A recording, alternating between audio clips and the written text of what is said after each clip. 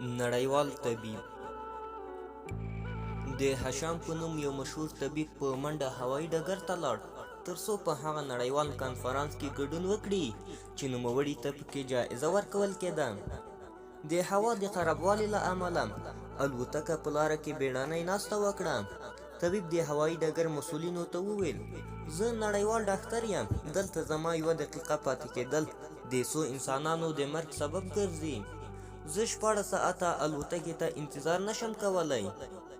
د میدان مسؤل مشوره ورکړه چې د کانفرانس ځای ته د موټر په 3 ساعته کې رسوي.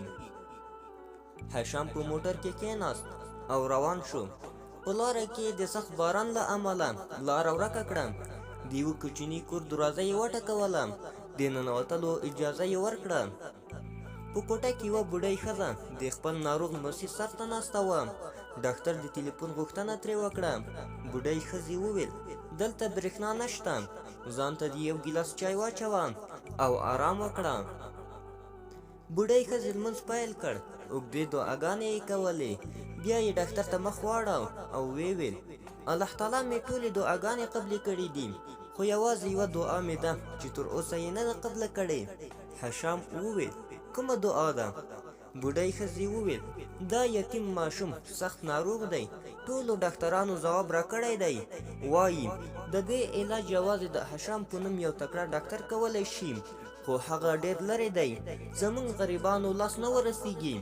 الله تعالی ته مې دعا وکړه چې کار راته اسانه کړي. ډاکټر وژړل او داسې وویل، قسم پر الله، ستا دعا الوتکه وځنډوله، ورېځې یې راولېږله او باران یې وکړ تر څو ما ستا کور ته راولي. عبرت: هیڅ کله حوصله او صبر مه بایلئ. په خپل رب جل جلاله عقیده مضبوطه ساتئ. الله تعالی د دعا په مرسته خپلو بندګانو ته داسې اسباب برابروي لکه څرنګه چې مو په کیسه کې واورېدل.